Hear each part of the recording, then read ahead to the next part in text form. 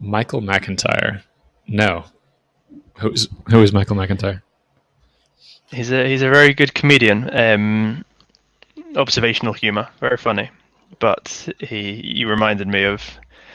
He talks about how when people hate their passport photo, and they're like, no, I don't want you to see it. It's such a bad photo. And he's like, do you know what a passport is?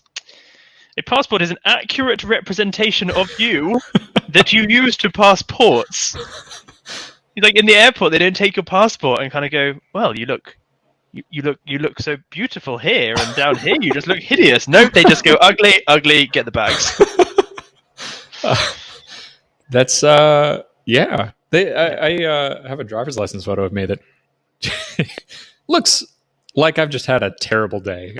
Looks like, and I'm sure would be perfectly accurate for the purposes of identifying me. I guess that's sort of a question of like photos for the use of documentation, which is how they're being used in this context with passports and driver's license, versus photos as a way of projecting yourself in a positive light in the world. And usually with photos, the only way that we interact with them is through the second part, where we sort of use photos to lie. That's the way that we use photos to navigate the world. Whereas stripped down to its utilitarian purpose of, no, a photo is, in this context of passports and driver's licenses, we're just trying to identify you. It doesn't matter if you look angry, because humans look angry. It matters very much if you look angry for the purpose of projecting yourself in a positive light in the world, because what human person in their right mind would want to project an image that they are an angry, grumpy person who's like poorly slept. Mm-hmm. And it may very well be that passport photos and driver's license photos are a statistically more accurate representation of what a person's face looks like through their life. But it's jarring to see that it's jarring to see a photo having a context that the photo is supposed to be me in my best light, when in those contexts it's sort of like what your average is. Yeah, there's a bit of both, because there probably is something unflattering about identification photos. They're taken quite close up.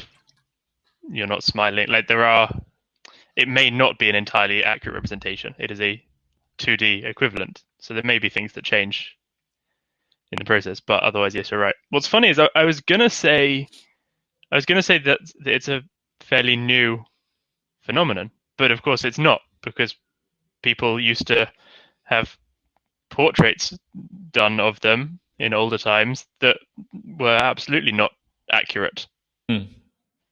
There are all the stories of, I remember we used to learn about kind of, here is a portrait of this old monarch.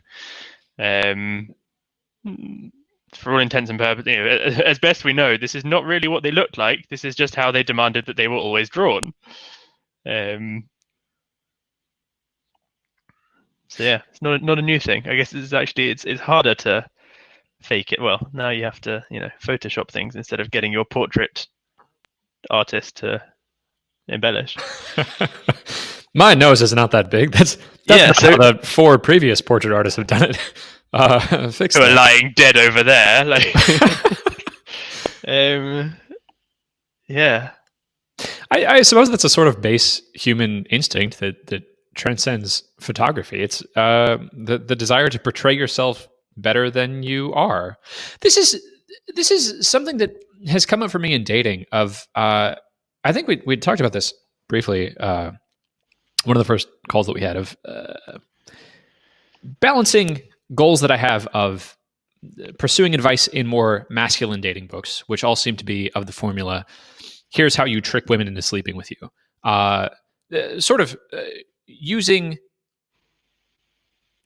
language and techniques and confidence to try to portray not only the best version of yourself, but sort of projecting out, this is not even a person who I am, but it's a person who I think you'll find attractive, and sort of with the singular purpose of I'm trying to sleep with you. Versus the dating books for women, and there are exceptions on both sides. Of like, I think the Gottman Institute publishes books for men that are geared more towards the same sort of advice that's recommended in dating books for women. But the dating books for women are very much, here's how you do the internal work necessary to better yourself so that you're attracting the right sort of partner. And I don't even know now if that's a fair line to be drawing, but it has me thinking sort of in these two modes of when I'm hiring an expert to help me with this problem of eventually I want to have kids, and the best way to have kids is to find a stable long-term partner. At what level do I want them to be helping me with? Do I want them to be painting a better portrait of me that's more attractive, that's lying in a way of it's portraying me in a better light than I am honestly in? Or do I want to hire people lower down the sales funnel, if we're using that analogy, of a therapist? I think would be a person lower down of, here's a person who's going to help coach me through dealing with my childhood trauma. And maybe it doesn't matter that I have photos on my dating profile that aren't very good. And maybe it doesn't matter that I'm not following these techniques of high conversion sales on my dating profile of like not revealing too much information about myself and trying to be more intriguing and projecting myself as a person who is very mysterious, are all things that are objectively attractive. And if I was testing scientifically, if I was doing A/B tests at that level of, I'm just trying to get as many women as possible to swipe right on me on Tinder, that profile I think would look very different from a profile that's more honest. So how do you find that balance of polishing your exterior of versus authentically being yourself? Because certainly, if you go all the way towards authenticity, well, now you're just going to be sort of a disgusting cretin who's like that has no polish and no restraint socially. That's certainly not the way to go. How do you find the balance of that between taking a photo of yourself that's lying, that's after 2 hours of makeup and you hired someone to do photography, versus taking a photo of yourself that's unfair, that doesn't even look like you, that was taken in bad light, that was taken after the person at the DMV insulted you? I suppose you don't have the DMV after the person at the I'm familiar. Okay, Yeah. Is it as bad in the UK as it is in the US? No, because the concept of going to a location like a DMV and queuing and doing all that, everything that you seem to find unbearable to do, hasn't really existed here for quite a while, because we have things like computers and photo booths. Like I don't. The whole DMV thing is not a thing here. If you need to sort your driving license, well, when I was younger, you would have to go to like all the supermarkets and newsagents and everywhere would have a photo booth, a kiosk, like a self-service. You go in, you see your face on the screen, and it prints out. You pay whatever it is, about $10, and you get a printout of 4 photographs of you, and you cut them out, and you send one of them together with an application form in the mail, or you go to a post office. Post offices were traditionally where you would do that, but it wasn't like an hours long queue. It was a 2-minute queue for just people who wanted to mail a parcel or submit their driver's license form. Nowadays, then they went through a few years where they moved it online, and you're like, this is new and exciting, and I can just submit my form online. You get through the whole form. When you get to the end of it, it says, now press print, and we will print your completed form, and then you need to mail it to us. And you're like, okay, you've almost understood technology, just not quite. And now they do it properly. So you submit the form online. You use your smartphone to take a photo, to take a selfie. Oh, they call it a selfie. I think you're not meant to take it yourself. I think you're meant to get someone to take it for you, so that it's meant to be more than a meter away or something. Okay. And even if you do the form on the computer, then it gives you something that you can use your smartphone, and it links them together. They've done it properly now. So we don't have the DMV. What's it like living in a country that knows how to use computers at the governmental level? We can also transfer money to one another. Stop! Now you're just bragging. You just key in somebody's cell phone number Uh, into your bank app, and you can send up to like £250,000 or something ridiculous instantly. It shows up instantly. this is why Bitcoin is so popular in the US. The alternative for us is an ACH transfer. Have you had to deal Yeah. with those? Oh It's yes. so dumb. That's why we need all this innovation of like in the private sector. You have two totally different mechanisms. One called ACH and one called ACH. Stop. No, I'm done. Yeah. So yeah, okay. So I mean, you touched on the answer a few times in what you were saying about the dating thing, which is, well, not the answer, but the bigger question, which is, what are you trying to optimize for? Like, what are you? Those books that you described sounds like they are exactly right if your goal is to sleep with as many women as possible. If that is not your Right. goal for dating, then that advice is not going to be sound. The where it becomes, I mean, where it's ridiculous is that you end up with two people whose goal might be totally different on the date, or the toxicity of somebody pretending that their goal is one thing when it's actually another. Those are when, in itself, as long as both people have the same goal or even are aware of each other's goals, then there isn't really any problem. People can do whatever they want. But yeah, that's where dating just gets. That's where all those interactions just become bizarre and get a bad rap. Generally, is people having mismatched goals or not being open about their goals. So that's the first thing. From there, then you get to, okay, assuming that you have the same goal as the person that you're on a date with, should you be, like you say, do you portray? I mean, this is the thing. There's a spectrum, right? From you can still be authentic, putting forward your best self. There's kind of a whole spectrum where on the one end is embellishment and lying. On the far other end is showing yourself at your worst. I think there's a whole section in the middle which is, you know what? I'm not going to use the photo where I'm angry or where I look, bad in some way. I'm going to use the pictures of when I'm happy and the ones where I'm a little bit more photogenic. But I'm not going to go and, Photoshop them and lie about my job. There's a whole, yeah, because you're right. If you're gonna go, well, people should know me exactly as I am, and therefore I should just take one selfie first time. That's the one I'm going to use. Done. Then you might be doing yourself a disservice because there is, at the end of the day, you are still there are still evolutionary mating rituals at play. There are still things that might make you more attractive or whatever else.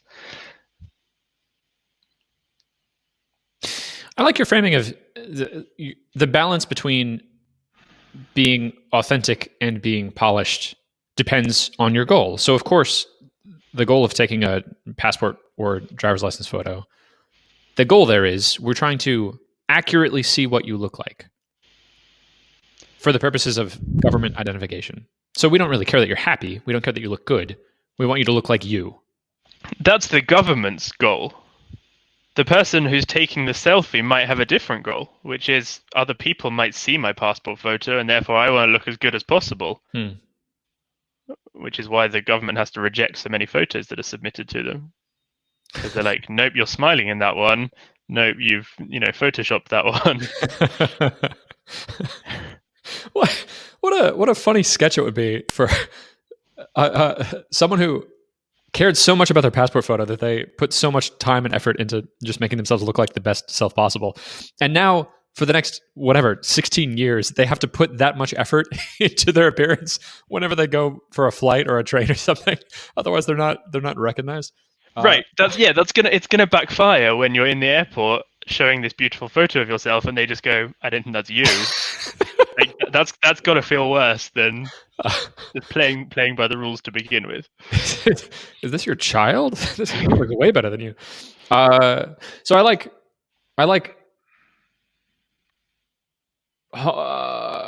calibrating where you are on that spectrum based on what your goal is. So if your goal is to honestly portray, maybe you're someone who struggles with depression, and you know that you need a partner who can deal with that.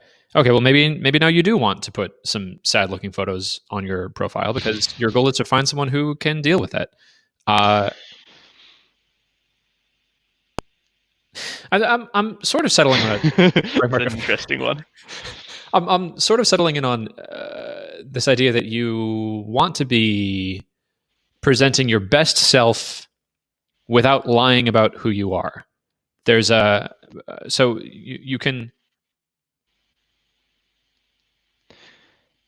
tidy your room without putting up a green screen and pretending like you own things that you actually don't, or something like that. Right. But you do raise something interesting, which is, at what point does not divulging flaws become like become equivalent to lying? If there's the kind of that, well, you wouldn't reveal that on the first date, and then you kind of reason that through, and you're like, because you're trying to hook them in first. Like, what's the but on the other, I mean, that is the game in a sense. Yeah, like you say, show your best self. Don't open with all your negatives. Right. I mean, you can reason that through and be like, why not? Why shouldn't you be able to? But the answer is, it will put people off. There is presumably something again evolutionary that wants to make sure that there's enough good stuff that this interaction is worth your time. At which point, if you then find out, some baggage or something else later, you'll perceive it as endearing, and rather than if someone led with it and you would be put off. Yeah, I think that's I'm liking where this is going. You want to present your best self early on to justify that this is a thing worth pursuing. And I'm not just talking about dating anymore. I think there's very interesting parallels in business and sales and marketing and that sort of thing. Of you want to sort of justify, like, here's the promise. Here's as good as it could be. Of course, there are going to be flaws, and we'll deal with those when we get there. And then you can go too far on either side. You could go too far on over idealizing, in which case it's become lying. You've promised that if I buy this guacamole, I'm going to have so many more friends and everyone's going to like it. Because look at all this person on the photo is like hosting a party and there's 50 people there and they're all just staring up at this person who has the guacamole. And so that's lying on the side. And then sort of being overly honest that you're not polished enough. You're not selling yourself well enough. You're not presenting your best self. Is the Surgeon General's warning that's unnecessarily on the package. That's like eating guacamole that's gone bad can cause you to die because of food poisoning or something. Have you been to California in the last few years? I was there last year ago. I was there almost exactly a year ago. Yeah. Okay. So I don't know how long the signs have been there for, but longer than that. But I don't know if you recall that there are signs everywhere. Like every hotel has a sign saying that it may have materials in it that are carcinogenic. Yep. It's just bizarre. Yeah. I think every coffee has to come with a warning. Every car park has to have a warning that because the car fumes may become trapped in the car park. Yes. Danger. There are cars. It's quite unsettling. I see frequently on products that I get from Amazon, it'll have on the tag an entire line devoted to this product contains substances that are known to the state of California to be carcinogenic or something. Yeah, that's the one. Yeah, it's Yeah, so it's all over every hotel. Like there is furniture in here that may be carcinogenic. that becomes sort of absurd because now the signs, the signal to noise ratio has gone down. Mm-hmm. You've polluted the world with too much information, and now if I'm actually doing something that's actually carcinogenic, I'm gonna ignore it. Yeah, And you're going to start to equate. Okay, so cigarettes are about the same safety level as staying in a hotel. right. I guess I'll smoke. What's the difference? Yeah. Mm-hmm. And I could argue it from the other side of raising awareness about this. Maybe there are a subset of substances that should not be used in furniture. Like I think formaldehyde is used in certain plywoods. Okay, well, the world would probably be better if the market was pushed more towards But furniture manufacturers who weren't using still that. stands. Putting signs everywhere Yeah. does not contribute to that. If there is a problem with those substances, then I don't know, incentivize the companies to not use them, for example. The signs, like you say, become meaningless. I don't think they achieve anything. Maybe the action and the attention is being put at the wrong level. Then California's trying to push it onto the consumer, and it should instead be on some sort of a government regulation agency. Right. But like they're not really trying to push it onto the consumer. They're just trying to. It's almost like it seems more like a result of a litigation nation, right? Where they're just kind of like it kind of feels like more of a if you get cancer, you can't sue the hotel that you stayed in because they did warn you. Right. Yeah. And that's not productive. That's just everyone covering their own asses. Yeah. I don't think it's encouraging people to not stay in. Like there is what's the alternative? Like you see that sign at the check-in desk, and so you cancel your reservation and you don't stay in the hotel. Like I don't think that happens. Right. Yeah, they're not pushing anything onto the consumer. It's just sort of vaguely unsettling. Yeah. I don't think I'm not. They're just increasing. They're doing the same thing that the news does. They're just kind of scaring people into buying more. Probably if you were cynical about it. I'm not going to shop around for a hotel that doesn't contain carcinogenic furniture or whatever. That's interesting. Circling back to dating, I have a friend who was helping his recently divorced dad, who had been married for something like 25 years, I think, set up a dating profile. And his dad, on the first pass, he's a very religious man and is very fundamental in his beliefs and very principled. And the dating profile that my friend's dad had set up, I didn't get to read it, but apparently it was hilarious in how sort of macabre and depressing and honest it was. Of like, here are all of my flaws, and here's all of my faults just out there in the open. And did not paint a very attractive picture of my friend's father. And I'm rethinking about that now in this light of the purpose of advertising in the general sense is to sell you on the promise of how good this could be.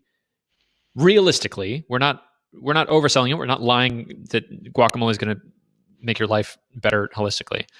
But you sort of first have to attract someone in of this is worth your time and attention. And then after that initial attraction, of course, it's assumed that it's not going to be all sunshine and rainbows, and there's going to be flaws with anything. So after that initial attraction, maybe I don't know what should be the moment that you give disclaimers of this is how things are actually going to be. Maybe it's after you've committed. Maybe after you buy the guacamole, you open it up, and on the inside of the lid it says, "Here's the things to keep in mind with guacamole." And you're just going to feel cheated. Like that's yeah. There are whole BuzzFeeds of products that did that. It's quite amusing. I'll try and dig it out for you. Of products that promise one thing on the outside, and then you open it and it is not what was promised. How might you balance that then? Of with anything that you're trying to attract people to, there are a set of positive and negative attributes. How might you convey the positive and the negative honestly? Well, I mean, this is why you get that's why you get that job interview question of like, what are your flaws, Right. right? Because they're trying I to find work too hard. right, and yeah, and it's, I mean, the whole thing's a farce. But the idea is, that everyone is going in to try and impress to some extent. But I do think there is, yeah, I do think that people can very easily go beyond that into just being fake, and then you're like, in the long term, is that helping anything? Unless your goal was just a short-term goal. Um, and I think to a point as well, fake will attract fake, Mm. and there'll be, there will be people who will be flipping through Tinder and going, this person looks far too polished, and they don't seem authentic to me, and I want someone more authentic, and will discount them for it. There is kind of, and I mean, this is my whole thing about. I think with the concept of dating generally, it's very interesting to see that, like, it becomes the concept of a date is essentially generally used as we are going to judge and evaluate each other, Right. right? And so you're nervous beforehand, trying to put your best self forward, and you're not sure how it's going to be, and then it might be a bit awkward because you're just trying to, like, it's like, okay, this is a success if they like me enough by the end of the few hours. And, like, again, what are you actually, are you just optimizing for that at the expense of, again, being authentic? Versus, which is why I think the whole, like, you could have a very similar interaction that's in fact exactly the same as a date. And I've had this before when I've set people up in the past where they've kind of been like, where, it's two friends of mine, and then and they might be like, oh, I'm not really dating at the moment because I'm just so tired of it, and it's just such a, it's such a, like, I'm burnt out from the dating concept. It's just so demanding and so whatever. And I'm like, you're both mates of mine, and you're going to be in the same area that day. That's why I suggest, why don't you just not label it as a date, and you both have a mutual friend. You'll probably get on well. Wouldn't it be nice to just spend an evening with a new person? Yes. And then suddenly the entire thing is a much more pleasant experience than the expectation that gets put on the concept of, you are going to go on a date and evaluate whether you think that you would be compatible for life. That takes the pressure off. I like that, and I think you could apply that same sort of interaction in so many different contexts. I'm thinking of the job interview that I feel like the modern date has sort of modeled itself after.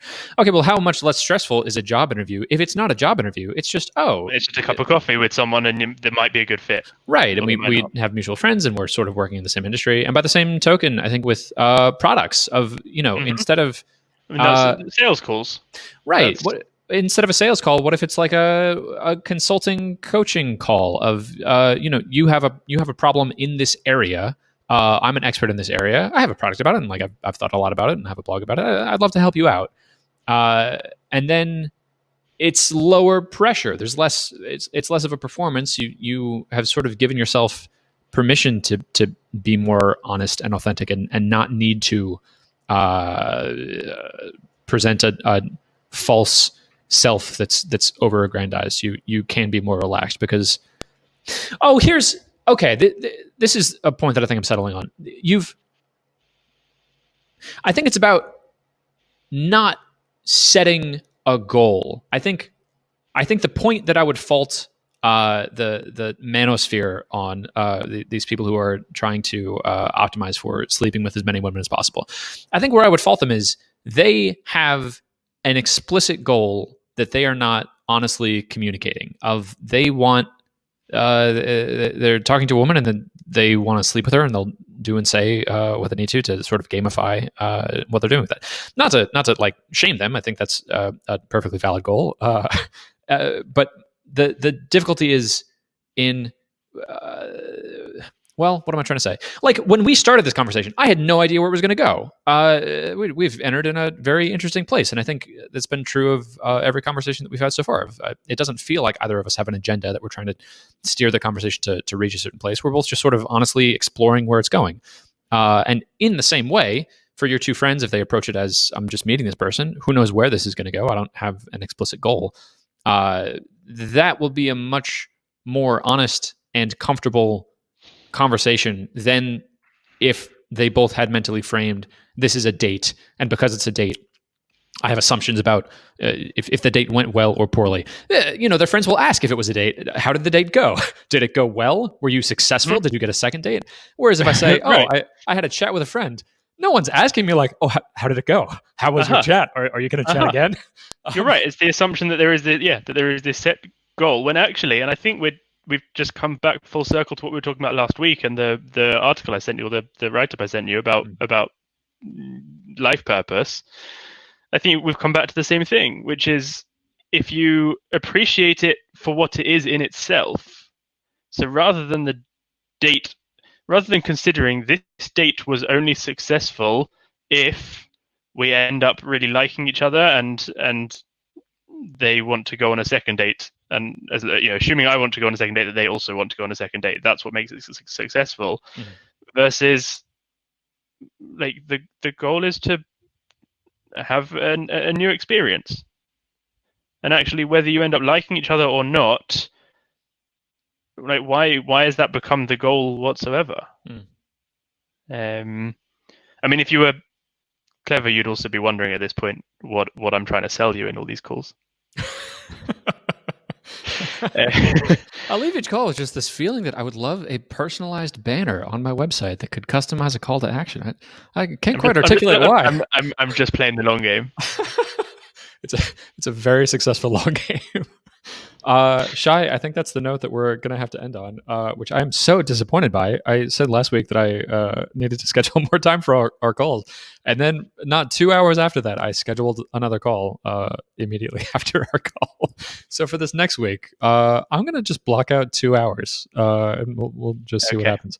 All right. So I'll see you next week at the same time. How does that sound? Perfect. Send me something.